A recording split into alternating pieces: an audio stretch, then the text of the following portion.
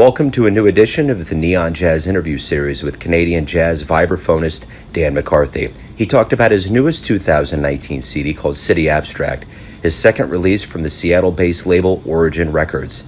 In March of 2019, after 15 years in New York City, he came back home to Toronto to pursue a master's degree in jazz composition at York University. He has been studying music since he was 3 years old, and it shows. He's got great stories, and you can hear them all here. So dig it. So, hey, Dan, thanks for taking a minute out for Neon Jazz today, man. I appreciate it. Yeah, my pleasure. My pleasure. So talk to me a little bit about your latest CD, City Abstract. Kind of what was the artistic vision for this process?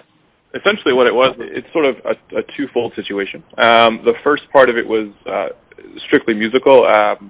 The two people that I feel have influenced me the most throughout my career would be Gary Burton in terms of my playing and performance, and then Carla Bley in terms of writing and composing. And so I wanted to kind of put together a project that paid sort of tribute to these two people who, obviously their paths have crossed many times as well, especially back in the 70s, a bunch of records. Gary did a bunch of stuff with Carla, specifically Dream So Real, which is a whole record of him playing Carla's music.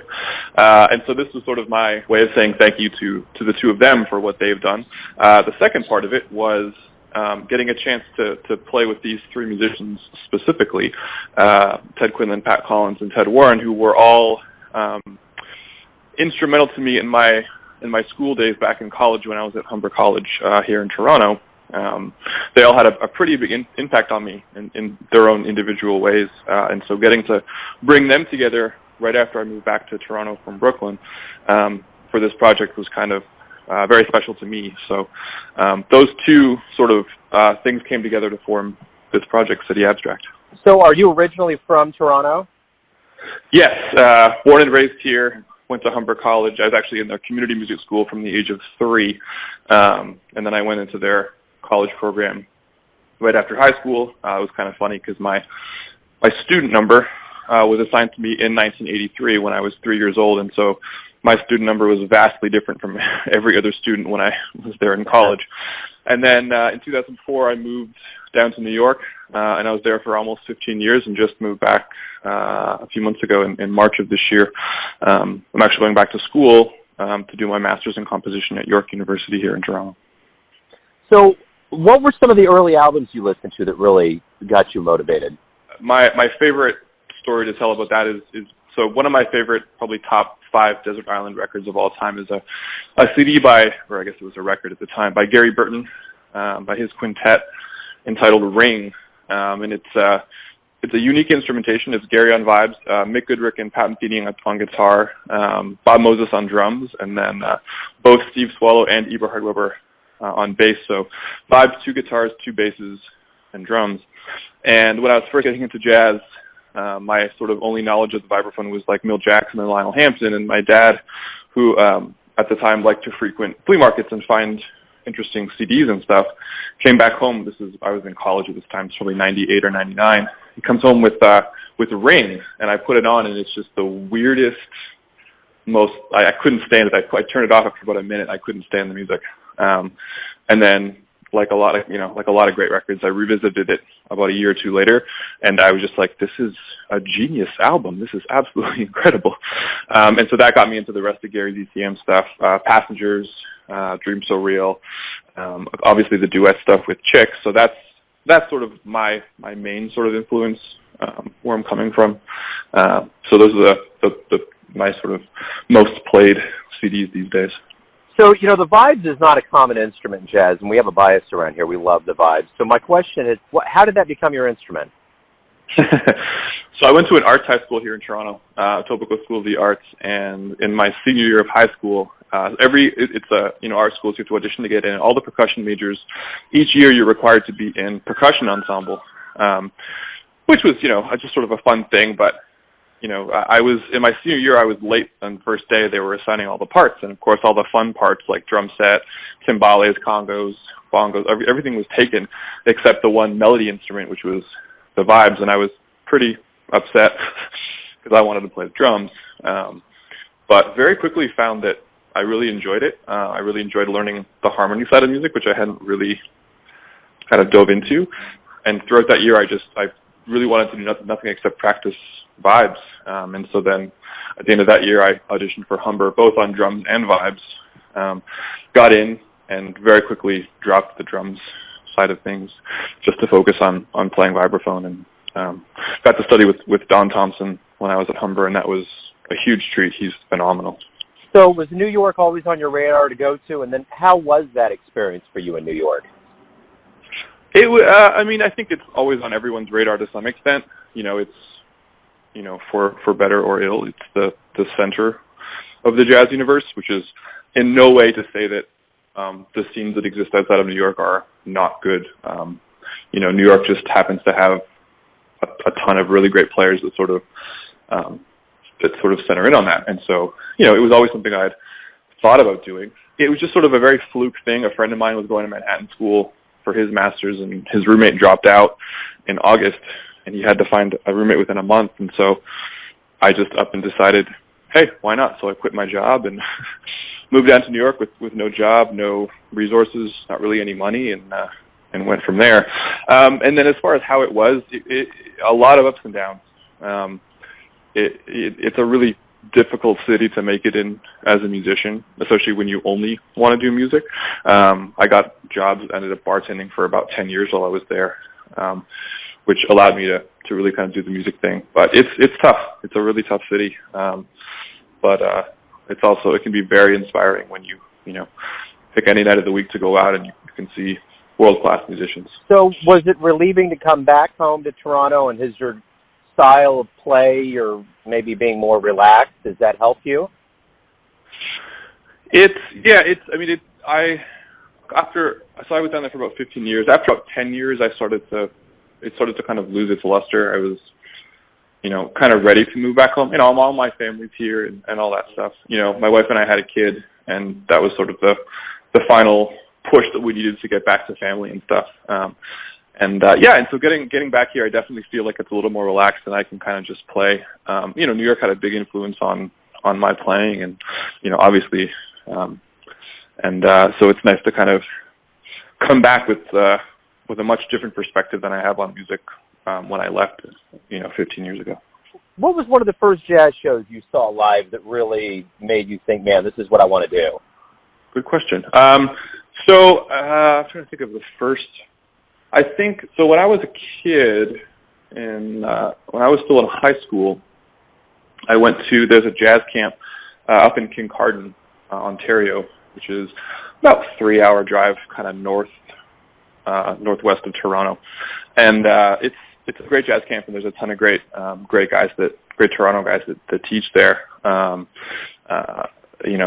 Alex Dean, Lauren Lasky, Barry Elms. I think one of the concerts they did, there's the drummer here named Barry Elms, and him and a bass player named Al Henderson have a quartet, or a trio/quartet called Time Warp, which is 2 saxophones, or sax and trumpet, and then bass and drums. And he brought that band up there to do a concert one night, and I think I was just like blown away at how much of a band they seemed. Like, they seemed really tight playing together. They've been playing together for many years already at that point, and they still are doing stuff now. And so that was kind of one of the first shows that really kind of hit me. It's kind of funny now, because now that I'm back in school at York doing composition, my composition instructor is Al Henderson, who's the bass player from that group. So kind of full circle there. You've had the chance to either learn or play with a lot of legends and luminaries in the world of jazz. What have you learned from them? What has been some advice, or what have you just kind of learned about being around those kinds of people? I've been super lucky, and been able to sort of play with some of these people. And I think, one of the big things that it's taught me is just play with people, play with anybody. When I had Steve Swallow on my last CD, that was I'd never met him before. It was just a pure cold call email that I just shot out to him, and it was like, hey, I'm doing this project, would love to have you. And he said yes. He has no idea who I am, but he's still, willing to do that, and he's, 77, 78, and still willing to sort of play with anybody that wants to play. And I think that's a really good approach to music, because you never know who you're going to learn stuff from. It's one thing to play with your, to study and teach and stuff, or, study with your teachers and learn stuff from them. But I think that, you know, whether you're playing with people that are better than you or that aren't at your level, you're going to still learn stuff, you know, from them and different approaches to play and stuff. And so that's, you know, I think one of the big things is to do that, and also just to be kind.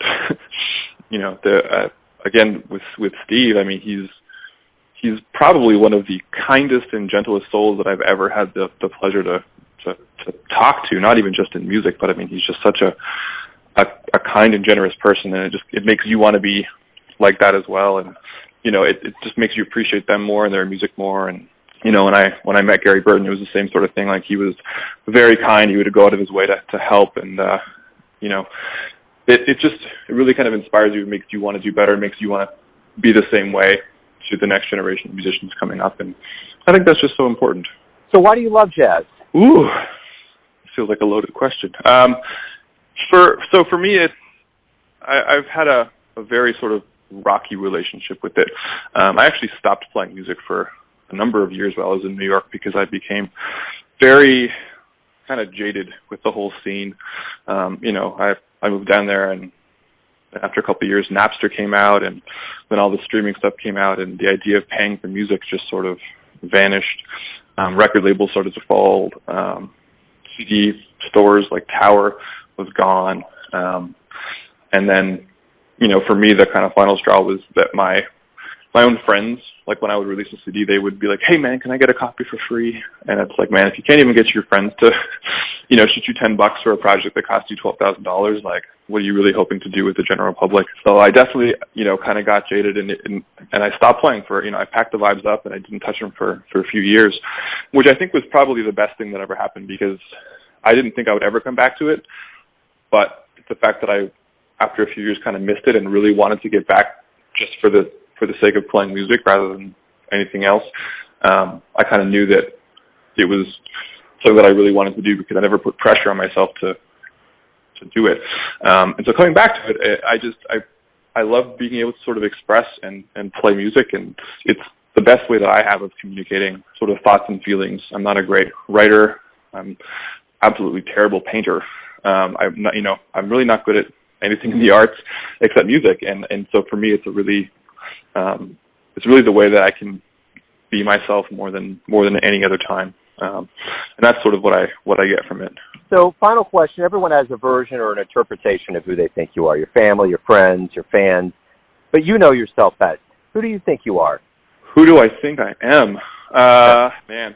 I mean, I'm just a normal person. I'm a dad. I'm a jazz musician. I'm a student. I'm a strength and conditioning coach. But, I mean, you know, I think that, I mean, the thing now that kind of is more important than anything else is just sort of being a role model to my kid and raising him the best way that I can. And, you know, I want to be a good person, and I want to be a kind person, because I think more than anything, that's what I want for him, is for him to be, you know, kind and generous and loving. And so for me, the best way I can teach him that is to do that myself, and, you know, to make him believe that whatever he wants to do, he should feel like he can go out and try it. The same way that my parents did for me. My parents, at a very young age, had a kind of serious conversation with me, and they were like, "Look, we don't care what you end up doing in life. We don't want you to be anything you don't want to be. All we ask is that whatever you do brings you happiness." And at the time, I didn't really understand the impact of that. But especially now, being a parent and like having them be so supportive of me, whatever that meant, was huge. And that really allowed me the freedom to explore things that I might want to do and make me happy. And so for me, I'm just a person that wants to make the world a better place for my son. That's a great answer, man. Hey, thank you for taking a minute out for Neon Jazz today, and good luck with everything. Hey, my pleasure, man. Thank you so much. I appreciate it. Thanks for listening and tuning in to another Neon Jazz interview, where we give you a bit of insight into the finest cats in Canada, Kansas City, and spots all over the world, giving fans all that jazz. And thanks to Dan for his time, music, and cool. If you want to hear more interviews, go to Famous Interviews with Joe Domino on the iTunes Store. Visit neonjazz at youtube.com. And for everything all the time, go to the neonjazz.blogspot.com. Until next time, enjoy the jazz, my friends.